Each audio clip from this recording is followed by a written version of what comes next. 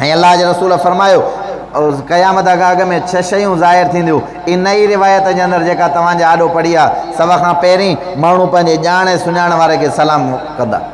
जंहिंखे सुञाणींदा उनखे सलाम कंदा, जंहिंखे न सुञाणींदा उनखे सलाम ई न कंदा। असां हिक ॿिए जे भरिसां टपी वेंदा आहियूं। गुज़िरियल जुमे ते बि इहा निशानी, पर हिन हदीस जे अंदरि बि हुई। तव्हांखे वरी बि ॿुधायूं था जीअं ॻाल्हि ज़हन जे अंदरि अचे। ऐं ॿियो रसूलुल्लाह सल्लल्लाहु अलैहि वसल्लम फरमायो तिजारत आम थींदी, वापारु आम थींदो। एतिरे क़दुरु आम थींदो जो मायूं वापार जे अंदरि लथल हूंदियूं, मायूं वापारु कंदियूं, मायूं कारोबार कंदियूं। ॻाल्हि सम्झ में आई आहे न? हाणे तव्हां असां ॾिसूं हर मोहकमे जे अंदरि असां वञूं, पहिरियों त तव्हां असांखे लेडीज़ न मिलंदी। हाणे जेकॾहिं नादरा ऑफिस वेंदासीं त लेडीज़ मौजूदु आहे, बैंक जे अंदरि वेंदासीं त लेडीज़ मौजूदु आहे, प्रॉपर्टी जे अंदरि वेंदासीं त लेडीज़ मौजूदु आहे। असांखे सम्झायो ई वियो आहे, ॾिसो कबाहत औरत जे कम जी न आहे। जेकॾहिं का अहिड़ी औरत आहे शरीयत फरमाए थी मजबूर आहे, उनजो मुड़ुसु वग़ैरह कोन्हे को, लाचार ऐं कमज़ोर आहे, पर्दे जे अंदरि रही करे बाख़लाक ऐं शरफ़ सां जेकॾहिं कारोबार करे थी त उन कारोबार जी मुमानत कंहिं बि क़िस्म जी न आहे। उहा असांजी अदड़ी भेण बिल्कुलु करे सघे थी। माण्हू चवंदा आहिनि त इस्लाम तंग नज़र मज़हब आहे, जेको औरत जी आज़ादी, औरत खे जेका आज़ादी इस्लाम ॾिनी आहे, औरत खे जेका इज़त इस्लाम ॾिनी आहे, औरत खे जेको वक़ार इस्लाम ॾिनो आहे, दुनिया जे कंहिं बि मज़हब कंहिं बि क़िस्म जो न ॾिनो आहे। पर बाख़लाक तरीक़े सां जेकॾहिं तव्हां असांजी न्याणी धारे मर्द सां वेही करे उन मुआशिरे जे अंदरि जेकॾहिं ॻाल्हाए ऐं असां ॿार माण्हुनि वटि ठठोलियूं कंदा रहूं त असांजी न्याणी जेका उहा कारोबार कंदी आहे त ईअं चओ तुंहिंजी न्याणी कारोबार न बल्कि बेग़ैरताई करे रही आहे। इहो हया ऐं शर्म जे ख़िलाफ़ु आहे। रसूलुल्लाह सल्लल्लाहु अलैहि वसल्लम क़ुरान अल्लाह जे रसूल इन शइ जी तालीम ॾिनी आहे। पर पैगम्बर सल्लल्लाहु अलैहि वसल्लम फरमायो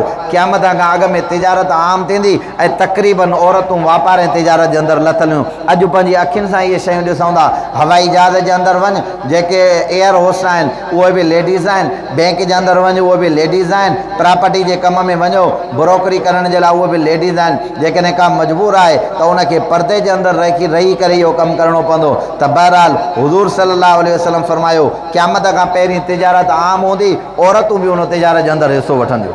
अॼु असां पंहिंजी अखियुनि सां ॾिसूं था वाक़ई औरतूं बि तिजारत जे अंदरि जेको आहे पंहिंजो हिसो वठंदियूं।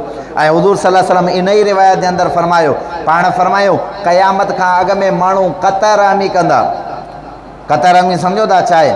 माना माण्हू हिक ॿिए खां जुदा थी वेंदा। मिट माइट भाउ खां जुदा हूंदो, पीउ पुट खां जुदा हूंदो, मिट माइट जो कंहिं बि क़िस्म जो को बि ख़्यालु न हूंदो।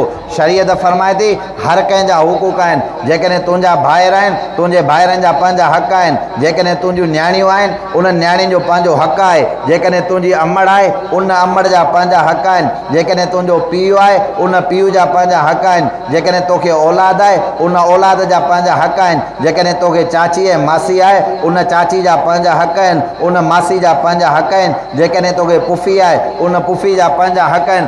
हर हिकिड़े माइट जा, हर हिकिड़े अज़ीज़ जा, हर हिकिड़े अक़ारिब रिश्तेदार जा शरीयत मुकमल तरीक़े सां उन्हनि जा हुकूक ॿुधाइनि त भाइरनि जा हक़ हे आहिनि, न्याणियुनि जा हक़ हे आहिनि। अॼु असां उन्हनि जा हक़ अदा करणु त पंहिंजी जाइ ते आहे, पर एतिरो अॻिते निकिरी विया आहियूं जो अॼु साल गुज़री था वञनि, भाउ सां ॻाल्हाइण जे लाइ तयारु न आहे। बाबा ईअं आहे या न आहे? तव्हां मुआशिरे जे अंदरि ॾिसो था या नथा ॾिसो? सौट खां उनजो मोह ख़राबु आहे। सालनि जा साल गुज़री वेंदा आहिनि हिक ॿिए सां मिलणु। अल्लाह जे रसूल फरमायो बिला वजह 3 ॾियारनि ताईं को मुसलमान सां नथो ॻाल्हाए। इहो असां मुंहिंजा आहे ई कंहिं क़िस्म जो न। त मुसलमान जी हर हमेशह हिक ॿिए ॾांहुं दिलि साफ़ ऐं पाक हुजणु खपे। को मुसलमान तॾहिं त रसूलुल्लाह सल्लल्लाहु अलैहि वसल्लम ऐं असांजे वॾनि वॾनि जलील क़द्र बुज़ुर्गनि ॿुधायो आहे त असां पंहिंजी ज़िंदगी जे अंदरि तजुर्बो कयो आहे त हीअ जेका एॾी वॾी बुज़ुर्गी मिली आहे उनजो वजह ऐं सबबु छा आहे। तसव्वुफ़ जे अंदरि जेके वॾा इमाम आहिनि उन्हनि चयो त जॾहिं असां राति जो सुम्हंदासीं त पोइ सॼी नियत इहा करे सुम्हंदासीं त अलाह जंहिं असांखे तकलीफ़ ॾिनी आहे असां तुंहिंजी रज़ा ख़ातिर उनखे माफ़ु कयो आहे। पंहिंजो सीनो कुशादो करे उन्हनि खे माफ़ु करे पोइ सुम्हंदासीं। पोइ जॾहिं सुम्हंदासीं ईअं महसूसु थींदो हो त ॼण अल्लाह ताला असांजे हियांव जे अंदरि हिकिड़ी बर्फ़ जी नादी रखी छॾी आहे। दिलि असांजी बाग़ बहार थींदी। असां हिन मंज़िल ते पहुतासीं तॾहिं छो त अलाह खे सभ खां वधीक मोहबत इंसान ज़ात सां।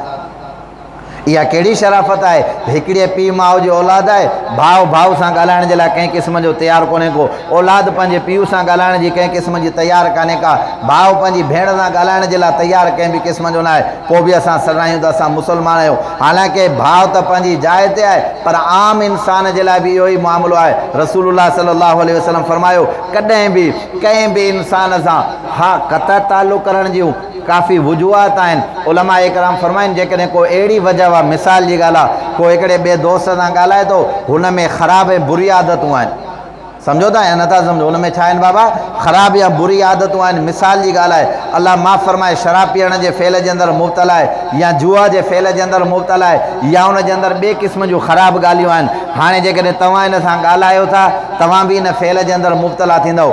इन भव जे करे जेकॾहिं तव्हां उन खां पासीरा थी था वञो त शरीयत फरमाए थी इन जी गुंजाइश आहे तव्हां भली पासीरा थी वञो। पर अहिड़ी का बि वजह न हुजे, बग़ैर वजह जे जेकॾहिं तव्हां उन्हनि खां पासीरा थी था वञो त पोइ इहो इंसान जे लाइ वबाल आहे।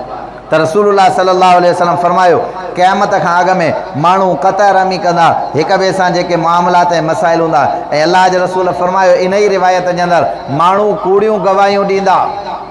आई ॻाल्हि सम्झ में? सची गवाही त न ॾींदा, लिकाईंदा, पर छा कंदा? कूड़ी गवाही ॾींदा, जेका तव्हां ऐं असां ॾींदा आहियूं।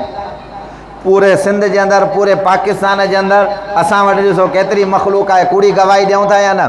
जेके माण्हू असां अॻिते मुक़ररु कयूं था, जिन खे असां सचो सम्झी करे अॻिते कयूं था पिया, इहे सभु पहिरें नंबर जा फिराडी ऐं ठग आहिनि, जंहिं असांजे मुल्क खे लुटियो आहे, जंहिं असांजे मुल्क खे तबाह कयो आहे। असां उन्हनि जे लाइ सची गवाही ॾियूं था त माण्हू कूड़ी गवाही ॾींदा। हमरा हुयो हिकिड़ो, हमरा हुनखे सैयद थियण जो शौक़ु थियो। छाजो शौक़ु थियो हुनखे? त मां सैयद पाण खे सॾायां। कुझु हुनखे 5 रुपया थिया त यार हाणे मां सैयद हुयो न।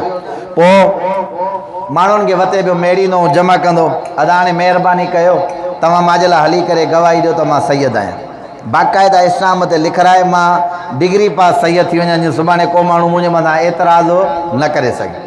माण्हुनि चयो बाबा को मसालो ई कोन्हे को, हेतिरा पैसा ॾे त असां गवाही ॾियण जे लाइ बिल्कुलु तयारु आहियूं।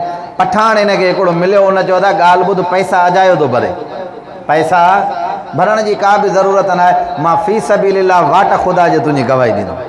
हुनजो भेण वाह वाह, सैयद बि थी वञा ऐं गवाही बि मुफ़्त जी, का अहिड़ी शइ बि न, इहो त अञा सभ खां वधीक भलो आहे। बहितर इहो ई आहे त मां सैयद ई थी थो वञा। हुनखे जेॾी महिल कोर्ट में वठी वियो त हुनखां हाणे जज थो पुछा करे पठाण खां, बाबा ॾे हाल अहिवाल, हे सैयद आहे? चए साईं हिकिड़ा माण्हू गवाही ॾींदा, पर पुटजी न, हे मुंहिंजे साम्हूं सैयद थियो आहे, मां हिनखे ॾिठो आहे।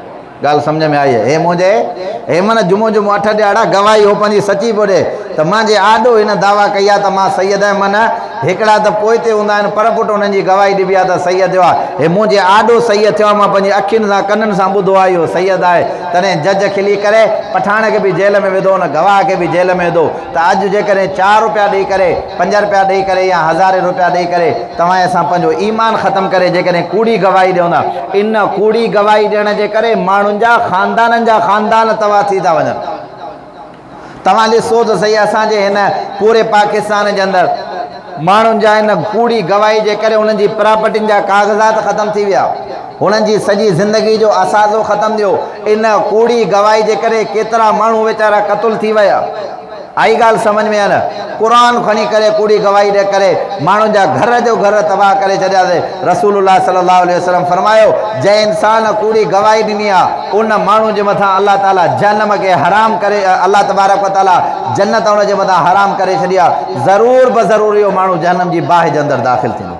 इन जे करे मुसलमान हुजे, कंधु कपजी वञे, सची गवाही ॾियणी आहे, कंहिंखां बि कंहिं बि क़िस्म जो कोन घबराईंदो, उहा गवाही ॾींदो। कूड़ी गवाही कंहिंजे मथां कंहिं बि क़िस्म जी न ॾींदो। त रसूलुल्लाह सल्लल्लाहु अलैहि वसल्लम फरमायो, जॾहिं सची गवाही खे लिकायो वञे त पक सम्झिजो त क़यामत वेझो आहे। अॼु पंहिंजी अखियुनि सां ॾिसूं था त वाक़ई सचार माण्हू नज़र नथा अचनि।